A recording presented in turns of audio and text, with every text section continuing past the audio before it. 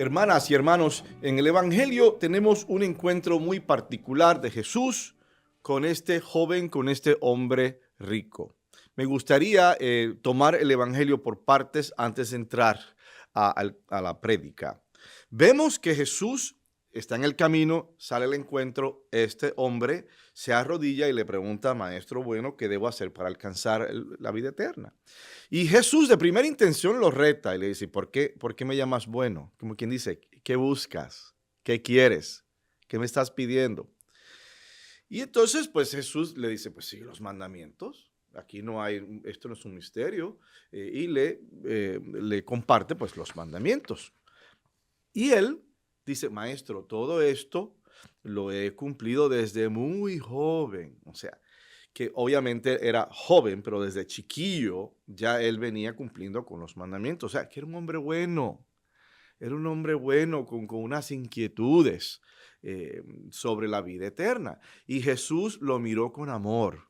Qué interesante. Tuvo que haber sido una mirada llena de ternura, llena de expectativas, como de una alegría tan grande encontrar un alma tan pura.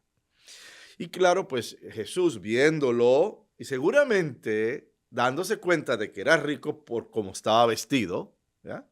Le dice, muy bien, solo te falta una cosa, toma tus posesiones, vende, da el dinero a los pobres y sígueme.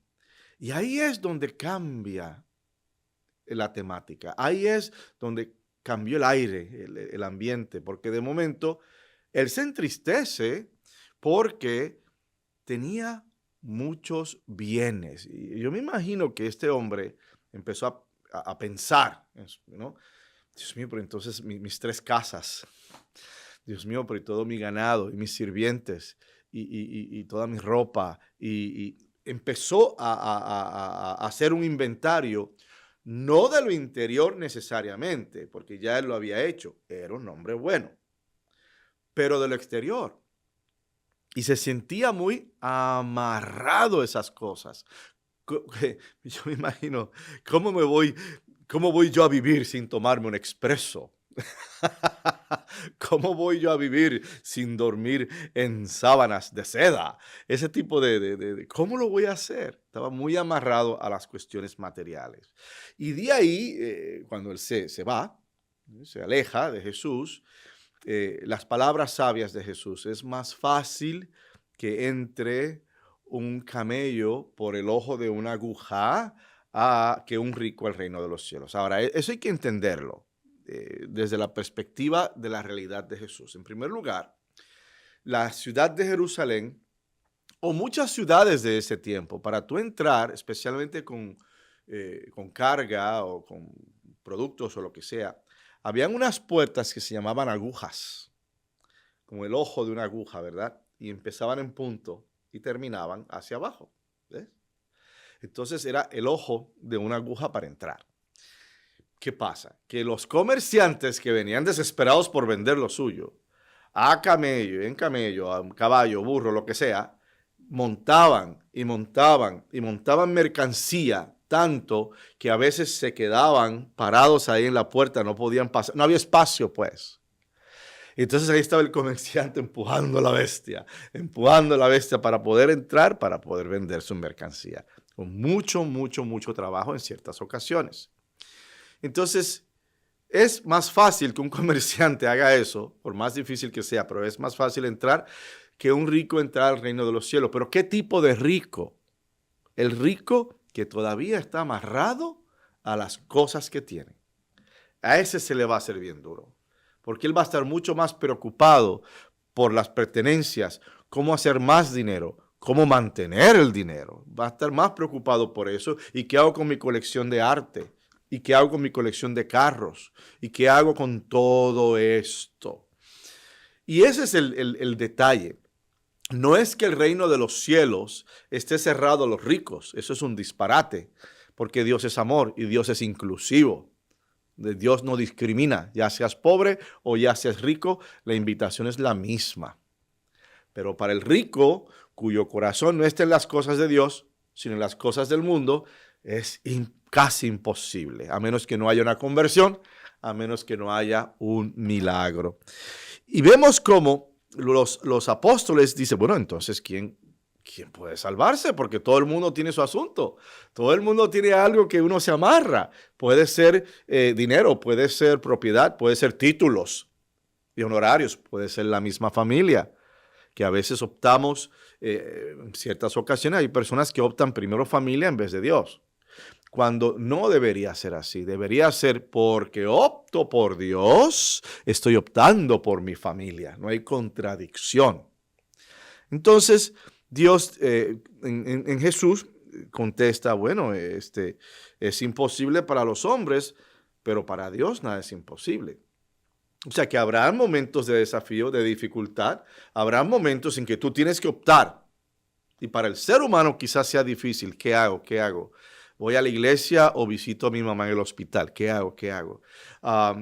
Pero es posible. Para Dios todo es posible. Y por eso es que tenemos que contar con Él a la hora de tomar todo tipo de decisiones.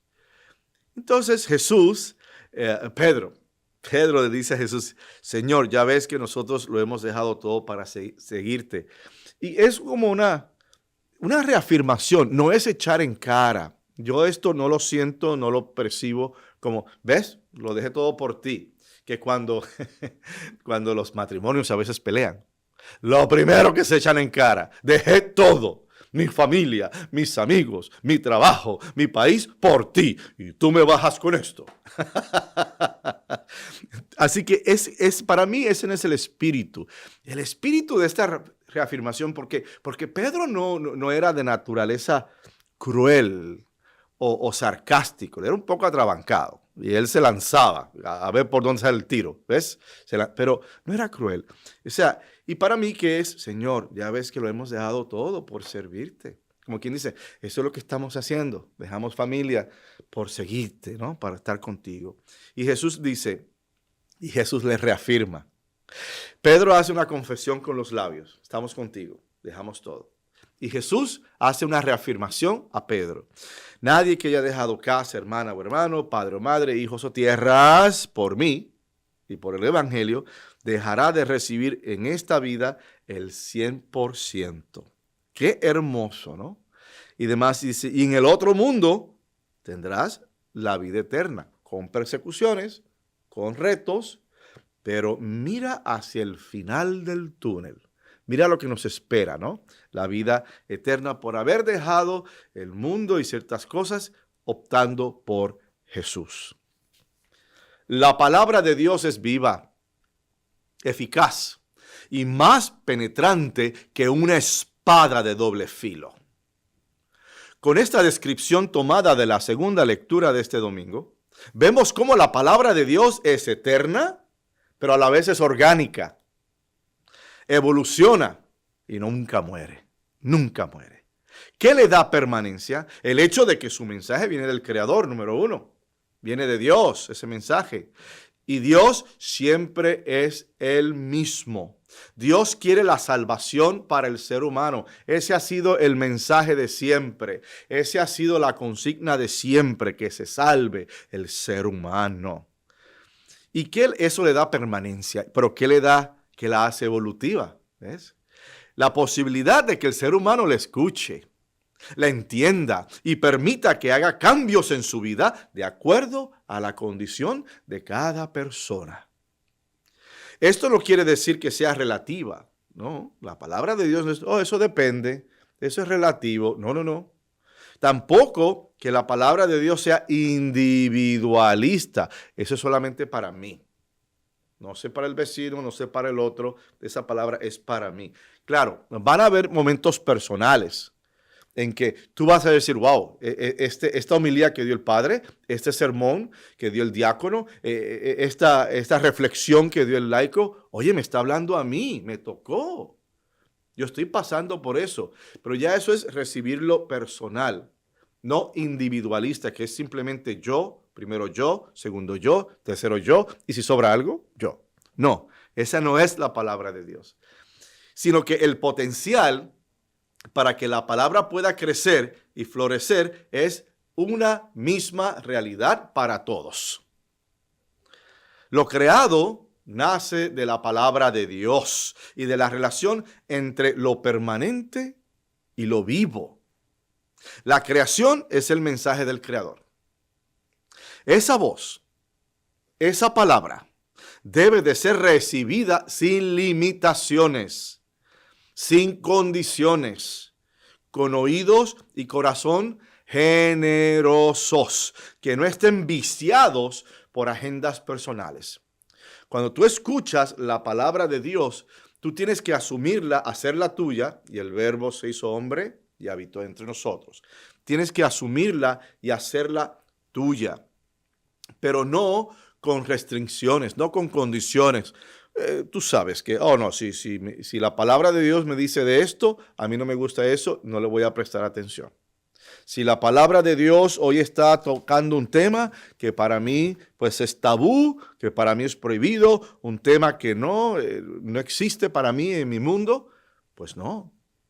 Eso anula, cancela el potencial y la riqueza que podría causar la palabra de Dios en la vida de un ser humano. No puede haber limitaciones.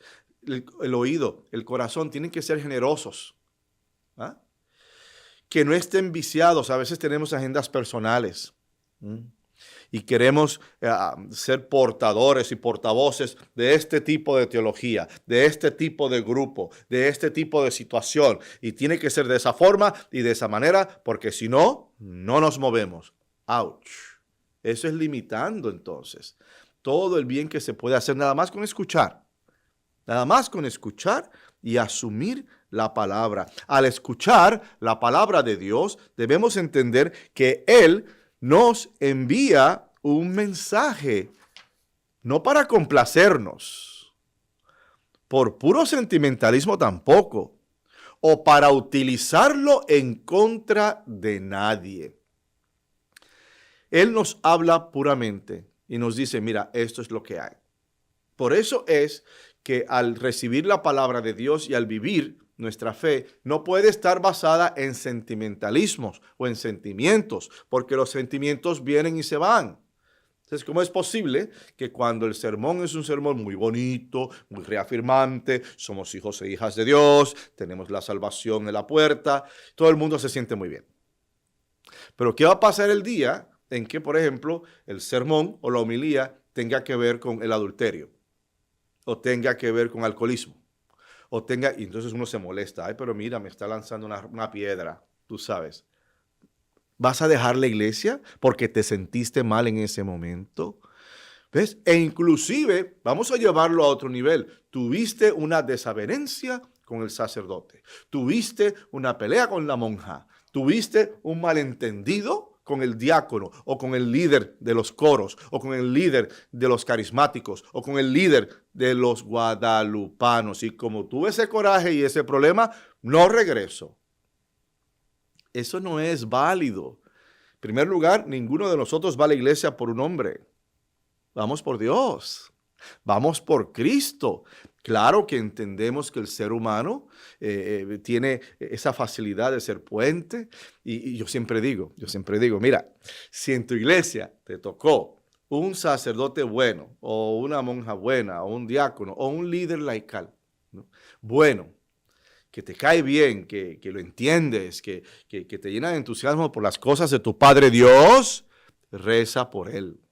Pero si por casualidad me tocó uno difícil, un sacerdote, una monja, un líder laical, un diácono, ay Dios mío, todo el mundo le llama puente roto porque nadie lo puede pasar. Si nos tocó ese, reza aún más por esa persona. ¿Por qué? Porque tú no vas por él, tú no vas por ella, tú vas por Cristo. Porque es Cristo quien vive en ti. Y así deberíamos hacer con la palabra. Si ese día la palabra me reafirmó, me dio fuerzas, me dio esperanza, me dio sabiduría, alabado sea Dios. Y si ese día a mí la palabra me retó y me puso en mi lugar, alabado sea Dios. Siempre estar abierto a esa palabra que viene de lo alto. Y fue precisamente ese el desafío con el hombre joven del Evangelio en su encuentro con Jesús. Deducimos por la narración que era un hombre conocedor de los mandamientos. Y que era joven y con un deseo de profundización en su fe. Ahora, ¿cuál es el asunto aquí? El asunto aquí es que la palabra de Dios tiene que resonar y tiene que hacer cambios. Porque si no hace cambios en la vida de uno, es como lanzar la semilla en un campo estéril, en un campo seco, en un campo donde no hay nada, ¿verdad? Si no hay nada en ese campo, nada se va a dar. Luego entonces, este joven, bueno, fíjate, hay una gran diferencia, porque una cosa es ser bueno, y eso es como general, suavecito, ¿verdad? Así como por encimita. Ay, él es muy bueno, ella es muy buena. Bien, no hay problema con esa descripción, pero es algo un poquito, no superficial, pero leve, liviano, ligerito. Diferente a cuando alguien dice, ese hombre es impecable, ese hombre es un santo varón. Esta persona es maravillosa, esta persona es misericordiosa, es amorosa, ya es un poquito más que bueno.